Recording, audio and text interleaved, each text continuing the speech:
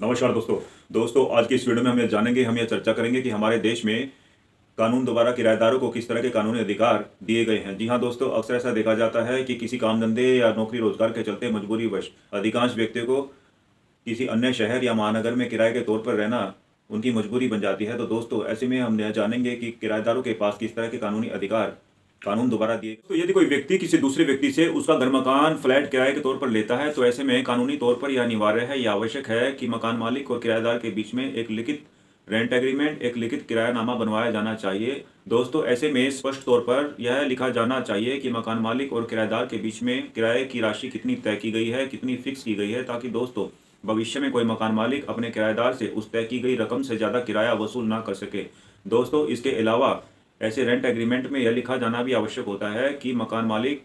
कितने समय के लिए, कितने महीने के लिए, कितने वर्षों के लिए अपना घर मकान ऐसे किराएदार को किराए पर दे रहा है, ताकि भविष्य में ऐसे में मकान मालिक को समय को लेकर, समय सीमा को लेकर कोई विवाद पैदा ना हो। दोस्तों, रेंट एग्रीमेंट में यह भी लिखवाया जाना आवश्यक होता है कि यदि दोनों पक्षों के बीच में एडवांस के तौर पर कोई राशि ली गई है, तो वह राशि भी लिखी जानी चाहिए। दोस्तों, यदि रेंट एग्रीमेंट की किरायानामा की समय सीमा समाप्त हो जाने के बाद, खत्म हो जाने के बाद, कोई मकान मालिक अपने घर मकान पर अपने पुराने किराएदार को किराएदार के तौर पर रखना चाहता है, तो ऐसे में मॉडल टेनेंसी एक्ट की धारा 5 के अनुसार अब यह आवश्यक है कि मकान मालिक को एक नया रेंट एग्रीमेंट बनवाना पड़ेगा। दोस्तों, यदि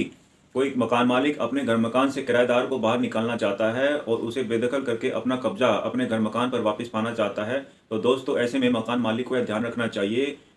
यह जान लेना चाहिए कि वह बल का प्रयोग करके या कोई गैर कानूनी तरीके से जबरदस्ती अपने किराएदार को अपने घर मकान से बाहर निकाल नहीं सकता है। यह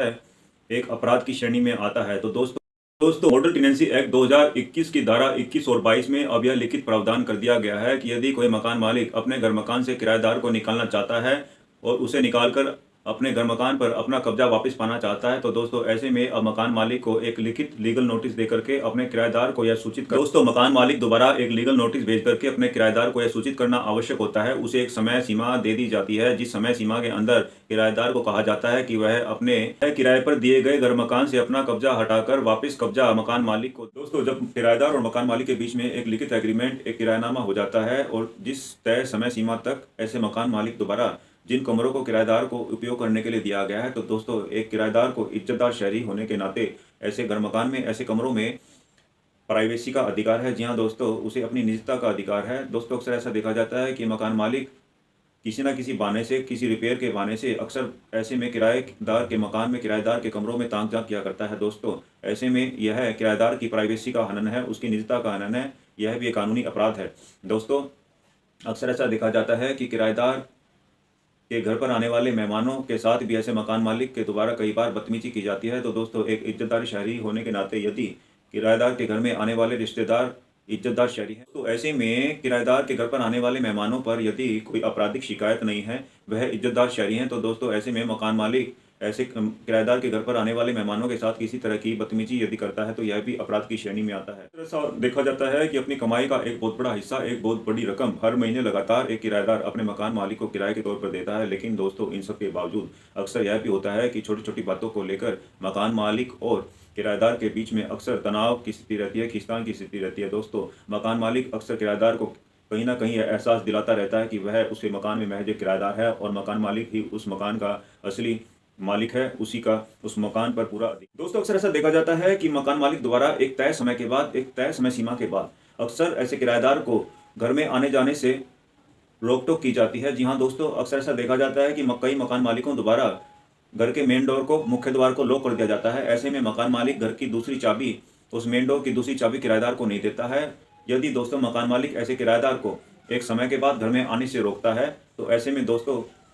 उस किराएदार के पास कानूनी रूप से अधिकार है कि वह आईपीसी की धारा 339 में रॉन्गफुल रिस्ट्रेंट में, जी हाँ दोस्तों,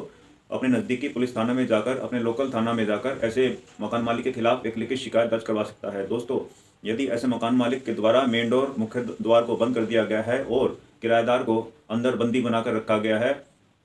किराएदार को घर से बाहर निकालने पर वह रोक टोक लगाता है, उसे मना करता है, तो दोस्तों ऐसे में किराएदार उसे बंदी बनाने के आधार पर, जी हाँ दोस्तों, आईपीसी की धारा 340 रॉन्गफुल कन्फाइनमेंट के आधार पर ऐसे में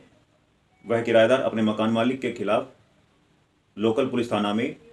आईपीसी की धारा 340 में एक लिखित शिकायत, एक रिटर्न कंप्लेंट दे सकता है। दोस्तों, आईपीसी की धारा 340 में ऐसे मकान मालिक के खिलाफ ऐसे मकान मालिक को 1 महीने से लेकर के 1 साल की कठोर सजा का प्रावधान है।